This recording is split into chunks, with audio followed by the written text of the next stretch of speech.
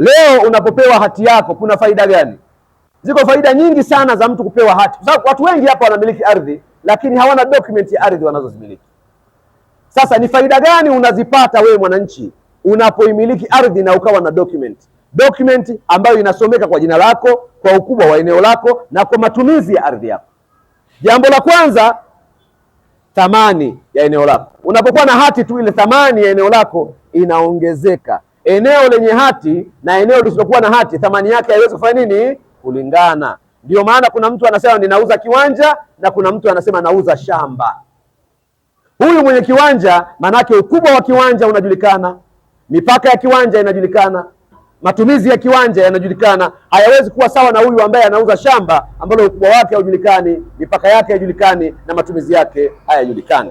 Lakini sababu ya pili ambayo ni msaada mkubwa wenye kufahamu, inatupunguzia migogoro. Unapokuwa na hati yako, migogoro ya umiliki inakuwa haipo. Wewe na majirani zako mnakuwa hamna migogoro, wewe na watumiaji wengine mnakuwa hamna migogoro. Lakini pia hata unapokuwa umeondoka wewe, familia yako unapoiacha huku nyuma inakuwa haina migogoro, kwa sababu umiliki unakuwa hautiliwi mashaka. Lakini pia hati unapokuwa nayo ni dhamana katika taasisi za fedha. Unapokwenda benki, unapohitaji mkopo, wakikuhitaji dhamana, utasema nina nyumba, lakini nyumba bila document bado sio dhamana katika benki yoyote. Kwa hiyo hati zile zinakusaidia kuwa na dhamana, si tu kwenye mikopo na sehemu zingine zote ambazo zinahitaji dhamana yenye kuaminika kwenye kutolewa kwake. Lakini jambo lingine ambalo ni la muhimu na ni muhimu mkalifahamu ni kwamba unapokuwa na hati unakuwa na nyenzo ya utetezi katika mamlaka za kisheria. Kwa mfano, umeitwa mahakamani kuthibitisha, je, hapa ni kwako ama si kwako. Ukionyesha hati tu, mashaka yanakuwa yameondoka, itabaki habari tu ya ni namna gani uliipata, lakini mashaka ya kwanza kwenye kesi ya msingi ya ardhi inakuwa imefanya nini? Imeondoka. Tofauti na yule ambaye hana hati, anapokuwa na mgogoro wa ardhi, anaita majirani, anaita wachungaji, waganga wa kienyeji, watu waliosoma nao shule ya msingi. Hawa wote ni waje wasaidie kujulikana kiwanja ni chake ama sio chake. Na mnipigie makofi hapo, nimewambia ukweli. Ukiwa na hati yako unapunguza tabu. Wakisema tu mgogoro, kiwanja ni cha nani na nani, sasa mimi hati hii hapa. Huyu mwingine analeta historia, wewe unaonyesha nini? Document. Mgogoro umekwisha.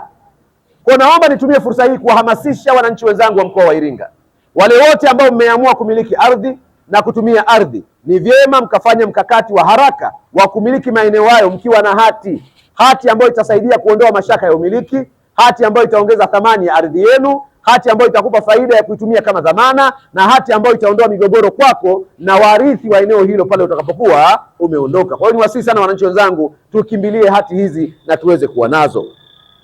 Jambo lingine ndugu zangu ambao nataka niwakumbushe leo, kwa nyinyi ambao mnapewa hati zenu, nenda kaangalie matumizi ya kiwanja ulichomilikishwa. Kama eneo umepewa linasema ni residential, ni la makazi, nenda kajenge nyumba ya makazi. Usiende kununua eneo kwa ajili ya makazi, kesho tukasikia umeweka shughuli ambayo ni kinyume cha eneo lile. Ndio hii shida tunaipata sasa hivi. Mtu ana kiwanja katikati ya makazi, kesho yake kafunga spika, kafunga nini, ni mkelele mji mzima, lakini kumbe maskini anatumia kinyume cha umiliki wake. Na kama utaamua kubadilisha matumizi ya ardhi yako, ni muhimu ukafuata taratibu. Kwa mfano, umenunua kiwanja kwa ajili ya makazi, lakini baadaye umeona ufanye biashara. Ukitaka kufanya biashara, usifanye kimya kimya, utawakwaza wenzako ambao walikuja pale kwa ajili ya kutafuta utulivu. Kwa mfano, kuna mtu anataka kununua ardhi kwa kuangalia palipangwa nini kwenye lile eneo. Kama eneo lilipangwa kwa ajili ya makazi, anasema ngoja nitoke mjini kati Mivinjeni nikakae Nduli, kuna utulivu, hakuna ghasia. Alafu ndani ya wiki moja amehamia, anasikia jirani mara kafungua baa, huyu kafungua nini. Unakuwa hujawatendea haki wenzako ambao wameufuata huo utulivu kule ulipokwenda. Kwa hiyo unapotaka kubadilisha matumizi, zifate procedure. Tangaza kwa wenzako, weka bango pale kwa mujibu wa sheria.